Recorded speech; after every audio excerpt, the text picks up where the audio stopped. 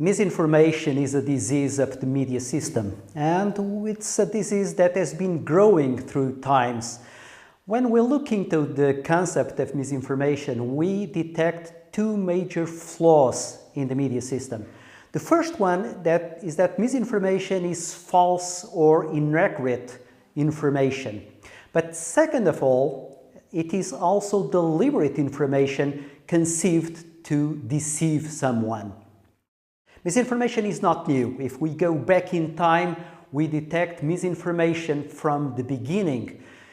I would say that whenever we have information, we have misinformation. But why is it relevant today? Well, because digital media and more recently artificial intelligence has been growing the speed of misinformation and how fast it spreads. Misinformation also grows with social media, and with artificial intelligence nowadays we have bots that are making information more and more complex and more difficult.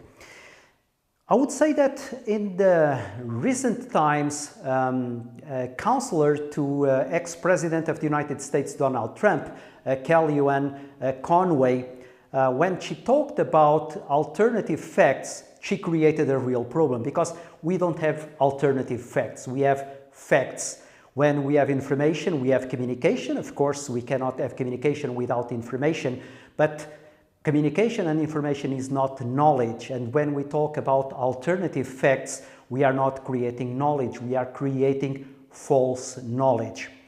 I would say that there are three antidotes to misinformation. The first one is media literacy. Media literacy, I would say, is the best antidote because, first of all, we give people the tools so that they understand what's happening in the media system. The second antidote is fact-checking.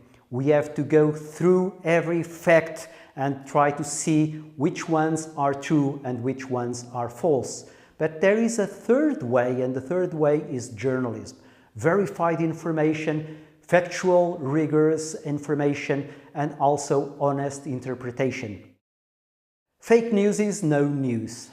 News should be factual and should be truthful. Fake news is not a real concept. That's why here at University Fernando Pessoa, in the doctoral program of Science Communications, we are concerned about the consequences, about the results of misinformation. Misinformation erodes trust in media, and that is not a minor problem.